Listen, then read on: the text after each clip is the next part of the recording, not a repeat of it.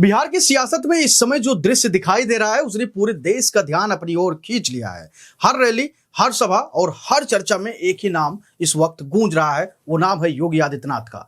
आज बिहार के चुनावी मैदान में यह सवाल नहीं है कि कौन जीतेगा, बल्कि यह है कि योगी जहां जाते हैं वहां भीड़ क्यों उमड़ पड़ती है। हर मंच पर, हर भाषण में योगी आदित्यनाथ का असर इस कदर बढ़ गया है कि अब यह कहना गलत नहीं होगा कि बिहार का चुनाव अब योगी के इर्द गिर्द घूम रहा है। जो लोग यह कह रहे थे कि बिहार चुनाव के बाद योगी की विदाई तय है, उनके मुंह पर योगी ने अपने शब्दों के माध्यम से जोरदार तरीके से तमाचा मारा है, क्योंकि बिहार की धरती पर योगी आदित्यनाथ की मौजूदगी किसी राजनीतिक दौरे से कम नहीं बल्कि जन भावना के विस्फोट जैसी बन चुकी है। जहां जहां वे कदम रख रहे हैं वहां वहां का माहौल पूरी तरीके से बदल जाता है। भीड़ में एक अजीब सा जोश, उम्मीद और विश्वास दौड़ पड़ता है। उनके बोलने से पहले भीड़ शांत नहीं होती और बोलने के बाद तालियों की गड़गड़ाहट और गूंज थमती ही नहीं।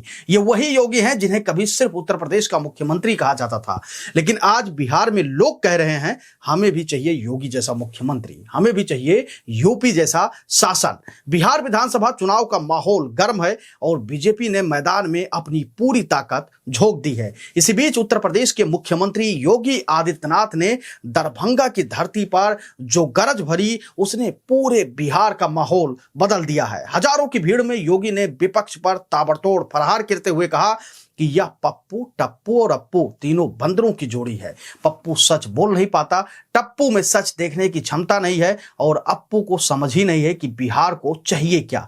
पूरा मैदान जय जय योगी, जय जय मोदी और जिंदाबाद के नारों से गूंज उठा। राजनीतिक विश्लेषकों का कहना है कि यह रैली बीजेपी के लिए एक निर्णायक मोड़ बन सकती है। योगी ने कहा कि बिहार को अब तय करना होगा कि क्या वो फिर से जंगल राज, लूट और भय के युग में लौटना चाहते हैं या विकास, शिक्षा और सुरक्षा के रास्ते पर आगे बढ़ना चाहते हैं। उन्होंने याद दिलाया कि राजद के शासनकाल में बिहार की बेटियां घर से बाहर निकलने से डरती थी, व्यापारी पलायन कर रहे थे और अपराध अपने चरम पर था। आज मोदी नीतीश की डबल इंजन की सरकार ने बिहार को उस अंधकार से निकालकर विकास की पटरी पर लाया है। यही असली फर्क है। राहुल गांधी पर निशाना साधते हुए सीएम योगी बोले, विदेशी धरती पर जाकर भारत के खिलाफ बोलना उनकी पुरानी आदत है।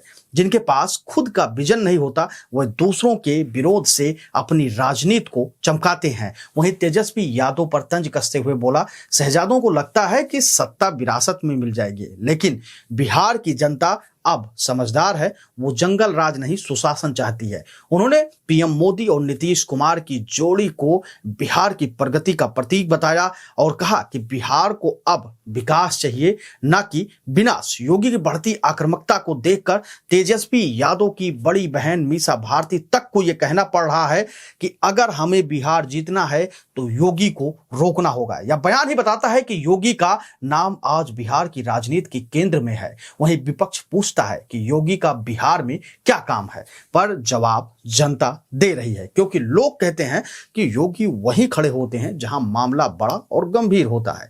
योगी आदित्यनाथ की यह उभरती छवि किसी एक व्यक्ति का करिश्मा नहीं बल्कि आरएसएस के वैचारिक संस्कार और संगठन की मजबूती का परिणाम है। संघ ने बिहार में राष्ट्रवाद और सेवा की जड़ें वर्षों पहले जमाई थी और आज योगी उसी भावना को जन भावना में बदल रहे हैं। उनके भाषणों में आक्रोश नहीं, नैतिक दृढ़ता है। उनकी रैलियों में नारे नहीं, विचार की लहर उठती है। अब इस पूरी खबर का निष्कर्ष क्या है तो वो भी आप आसान और सरल भाषा में जान लीजिए।